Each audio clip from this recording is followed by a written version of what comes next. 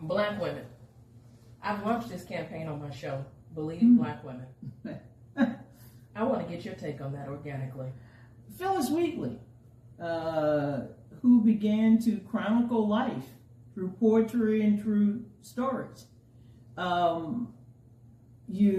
Harriet Tubman, Sojourner Truth, who began to disobey and become disobedient because they wanted freedom, because they wanted to stand up for women's rights, because they believed they had a role in the Civil War. They didn't see men fighting, they saw themselves fighting.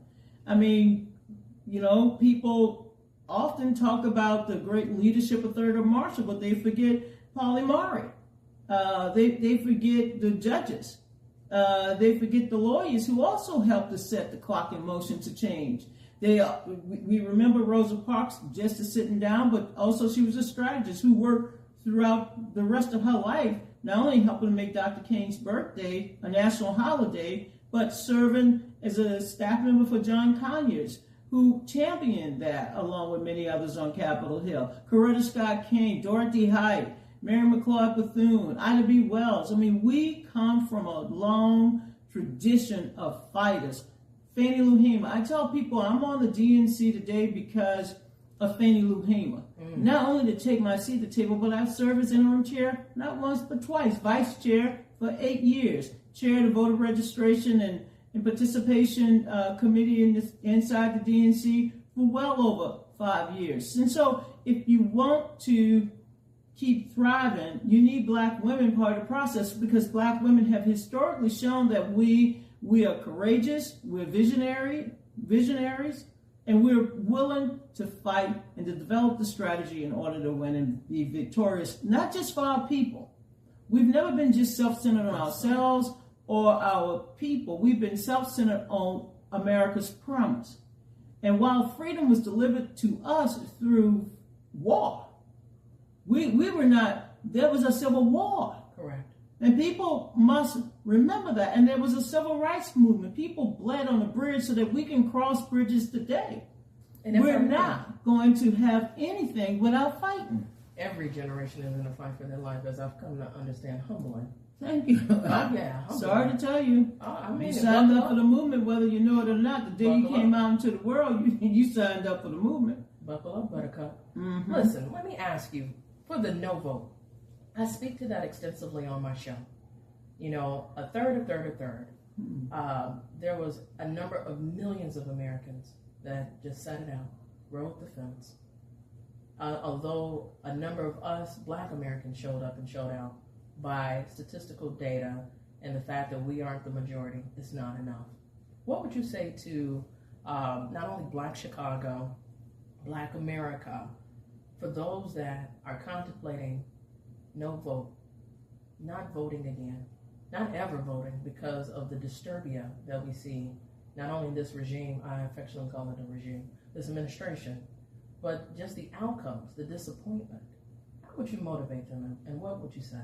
I look at it this way. The deadline to pay my taxes was Wednesday, April 15th. And I paid my 2025 taxes along with my estimated 2026 taxes because I own a small business. The day after paying my taxes, I wrote to my councilwoman and I wrote to my mayor. And I wrote my demands for the new year because this is a new year in the tax season.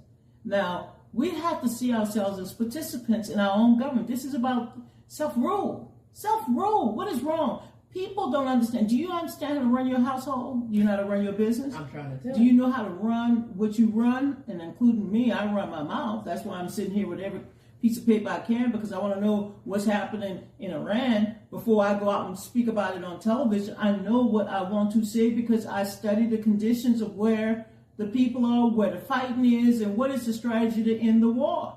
You can't have a war without, ceasing. We have to have a war that has a deadline. And there was no strategy to get into the war. So what I'm telling people, prepare yourself for the future. Prepare yourself to be citizens. We forget we're the citizens. Now, if you don't want to vote, it's just like, I don't want to belong to a religion. Fine, be an atheist. I don't want to be a Democrat or Republican. Fine, be an independent.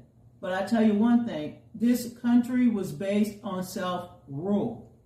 And whether you like it or not, they make decisions about zoning, about housing, about school, education. They make all types of decisions with your tax dollars. So our budgets must be about justice. So I urge people to get involved. And I tell people my story because I think it's important. The year after Martin Luther King was assassinated in 1968, I got involved in helping on a local city council campaign. And my involvement was very limited to knocking on doors and basically going to Baby Jack's house at 534 Fillmore Street and going all the way to the end, to the 400 block of Fillmore Street. I grew up at 529, and so I would go down on the even side and come back on the odd side, and every friend I had on the block, I wanted to know if their parents or grandparents were registered to vote. Because we had an idea, the children, not the mamas and the daddies just wanted the roads fixed and some new schools open. The children wanted a playground. Oh, really? Now, the white children on the other side of train tracks, and we were so poor we lived on the second side of train tracks. The first side was separated blacks from whites. The second one separated. Take us geographically. Where are we? I grew up in New Orleans, in a little enclave outside of New Orleans where you land the airport and the airplanes in Kenner, Louisiana. I grew up one block from the Mississippi River. And we wanted a playground. There was no playground in the black community. And I wanted a playground. I had a big mouth, and so I went door to door and said, "Are you registered to vote? Are your parents registered to vote?" I mean, bone and You've waking. been organizing for a minute.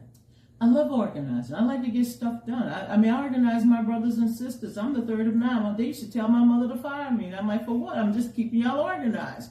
But we have to learn as citizens how to utilize our power. We got that playground. Every time I go home, Pelican Prick, I go and see Pelican Playground because it's important that we continue to advocate for change.